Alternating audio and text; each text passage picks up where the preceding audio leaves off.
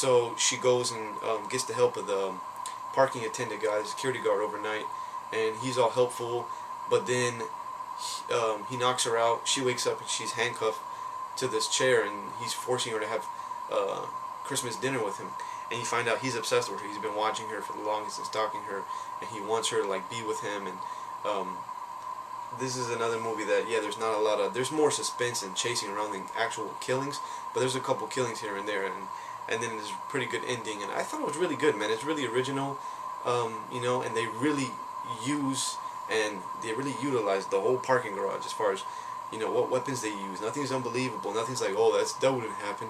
It's kind of like, you know, very, very realistic, you know. And this guy in the back, I don't know his name, man. He did a couple things though. He plays the killer or the psycho guy or whatever. And I think that actually adds, they were smart to do that, because he's not like your weird looking creepy dude. He's like, you know, a regular looking dude, and that's what makes it even scarier. Kind of like American Psycho, you know, and like you don't see it coming with that guy at all, and she definitely didn't see it coming. But this is a really good film. I'm glad I picked this up. So if you haven't seen P2 and you've been thinking about watching it, fucking watch it. It's good, man. Trust me. The next one is my all-time favorite horror film, at least horror comedy, and I talk about this movie in the last, probably in every DVD video I've ever done, because it just by accident fell into all the categories. But this is Planet Terror, Robert Rodriguez' Planet Terror. Like I said before, this is like, I sat in the room with Robert Rodriguez and told him exactly what I wanted, and he did it. This is like my favorite film. Favorite genre has got to be zombies, and all these actors are like all my favorite actors, and just the way he did it, and no CG, and when there is CG it's not noticeable, and when you shoot the person it's just a gallon of blood, and really fun, and really, you know, that grindhouse type of feel, and really gritty, and you know, he just, for me it's just like A fucking plus. I love this movie.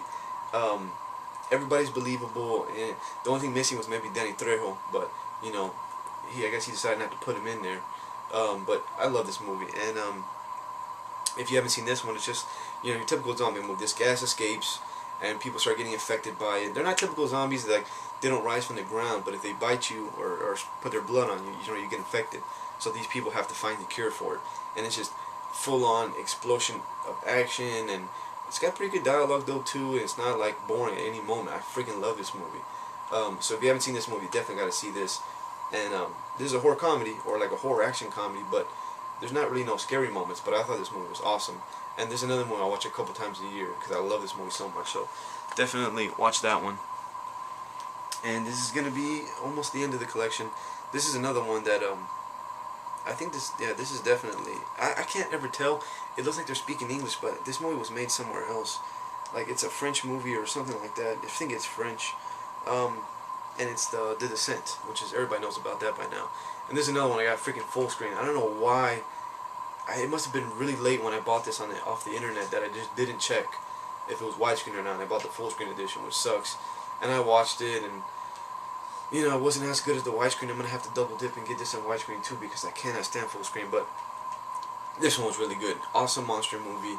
It's really like, you know, doing its own thing, and it's got a really good plot. And you know, if you haven't seen it, it's a couple girls that are all friends, have been friends forever, and they go on a trip to the Appalachians, and they decide to go, you know, caving is what they call it or whatever, and then they end up getting caved in, and then while they're trying to find their way out, they encounter these little, you know, goblins or monsters that are like deaf. I mean, they're deaf, they're blind, but you know, they use like echolocation, I'm pretty sure, and so they have to fight them off. And there's another good movie that, you know, they're not pulling out guns and doing all this crazy stuff that you would never believe. They're using weapons they would have, and the chicks are already badass. That's the thing. Sometimes in a movie, you might see a chick cower the whole movie, and all of a sudden in the end become a badass, and it's like, that's kind of cool to see. But at the same time, it's like, sometimes some people don't believe it. But this movie's believable because all these chicks are badass. You know, they're badass chicks going out on their own and, you know, jumping in caves and shit. So it's believable when they start kicking ass, and it's got twists and, you know, a bunch of type of stuff. And I thought it was amazing.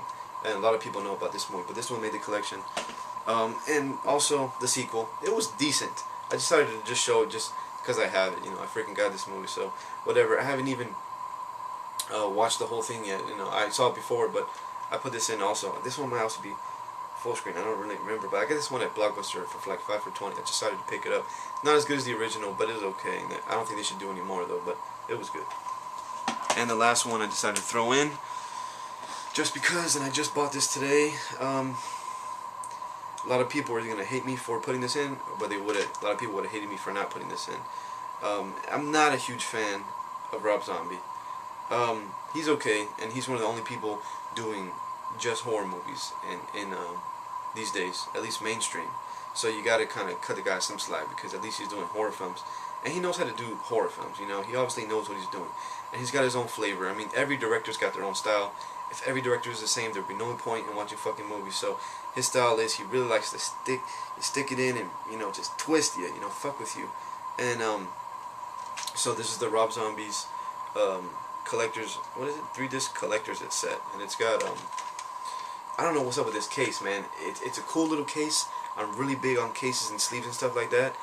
And I open it up, and then it's got plastic wrap on it. I open it up, and then it's got tape sealing them together.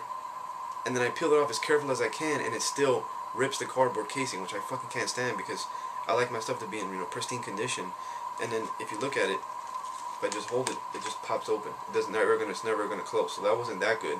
But when you open it, it kind of makes up for it. It's got really cool art in the inside, and it's got the Devil's Rejects, and it's got some bonus disc of like a documentary about how he made it, and it's got House of a Thousand Corpses. I haven't fully seen a House of a Thousand Corpses. That was a while back when I wasn't into horror movies like that much, and I was like, yeah, I'll look at it some other time. But I had a coupon, and this was $15, and with the coupon I only made it $10. And they've been showing Devil's Rejects non-stop on HBO lately, and so I've been getting into that film, and it's good. It's good for what it is. Not amazing. Some people think it's amazing. To me, it's not. You know, it's good though. And fucking trying to support this guy. Maybe he'll do different stuff. And people that think that they hate him, he's gonna change. He's not. He's gonna keep doing what he's doing. This is totally his style. You know, this is like a perfect set for him, down to the cover art. You know, I actually personally like Devil's Rejects, which is like, you know, a sequel to House of a Thousand Corpses, a little bit more than House of a Thousand Corpses. They're dark horror films, just up his alley. You know, the guy's doing movies, and he's not doing movies to cater to you or the public. He's just doing movies to do movies. You know, like I said, not a huge fan of his, but they're good. You know, they're good to buy. If you are a big DVD collector, they're good pickups. So this is the last one. I think that's a total of 20. I guess I could have called this top 20, but I just decided not to. But this is the last one in the collection. So that's gonna be it. That's all my movies. If you guys want to do maybe drop some comments in the page, or you know, give me some suggestions of other videos to do and stuff like that.